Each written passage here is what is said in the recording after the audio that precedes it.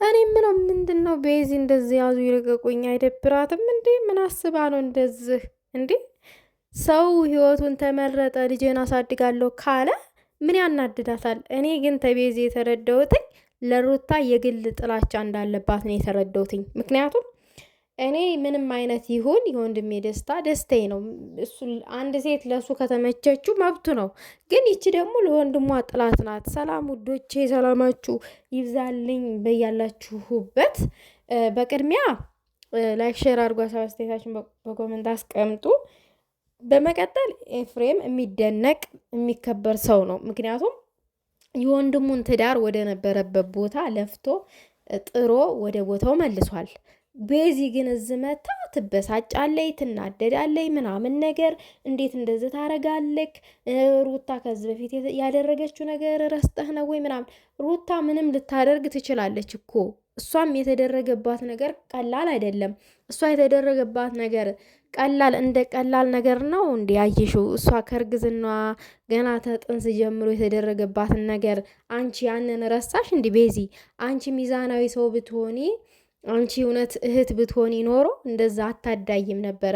ወንድምሽን የምትወጂው በእንደዛ አይነት መንገድ አይደለም። ምንም ያክል ብትወጂው ጥፋቱን ሁሉ ምናምን ነገር እየሸፋንፎንሽለት አይደለም። እኔ ወንድሜን የምወደው ጥፋት ሰርታል ብዬ ነው። ነገር ግን ደግሞ ዛሬ አምኖበት ፈቅዶ ወደ ነበረበት ትዳር ተመልሶ ልጄ ላሳድግ እያለ ነው ያለው። ከፈለገ ፍላጎቱ ከሆነ ሊያስደስትሽ ይገባል እንጂ ምንድን ነው እንደዚህ ርር የሚያደርግሽ? ምን የሚያናድድ ነገር አለ? እንደዚህ ከሩታ ጋር አብርሽ ስለሆነ ምን አናደደሽ? ይሄ ደግሞ የሆነው የኤፍሬም ጥረት ነው። በቃ ኤፍሬም ጥሮ ነው መክሮ ምናምን ነገር እንደ ወንድም በቃ ድርሻውን ተወጥቶ ምናምን እነዚህን ልጆች ወደ ነበሩበት ቦታ መለሰ። አንቺ ታዲያ ዝመቶ መናደድ ምናምን ነገር ለሩታ የግል ጥላቻ እንዳለብሽ ነው የሚያሳየው እንጂ ለሱ ለአብርሽ የእህትነትሽን ድርሻ ለመወጣት ወይንም ለአብርሽ ተቆርቁረሽለት አይደለም። ለአብርሽ ህይወት ለሩታ የግል ጥላቻ አለብሽ። ሩታ ከአብርሽ ጋር እንድትሆን አትፈልጊም።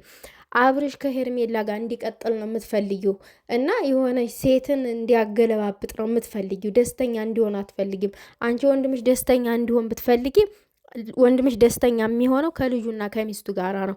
በቃ እኔ እኮ ከሚስቴ ጋር አልተፋተሁኝም ብሎ እኮ ነገራት ለሄርሜላ። አንቺ ምን አቃጠለሽ እንደዚህ? አንቺ እኮ እየተናደድሽ ነው ያለሽው። ምን የሚያቃጥል የሚያናድድ ነገር አለ? በጣም በጣም ያሳፍራል እያደረግሽ ያለሽው እየተናገርሽ ያለሽው ነገር። ይሄ ልጅ እኮ ህፃኑ የተወለደው ልጅ ይሄን ቪዲዮ ነገ ያየዋል ሲያድግ። አክስቴ እንደዝነች እንዲህ ምናምን ነገር የኔንና የእናቴን መለየት የአባቴንና እናቴ እንዲለያዩ ፑሽ ታደርግ ነበረ እንዲህ ምናምን ብሎ እኮ ይታዘብሻል። ምን እንደዚህ ጭር አደረገሽ? ሩታ እኮ የሰው ነፍስ አላጠፋችም። ሩታ ሰው አልገደለችም። ሴት ልጅ ናት። ሴት ልጅ አይደለም እርጉዝ ሆና እንደውም ሆድ ይብሳታል።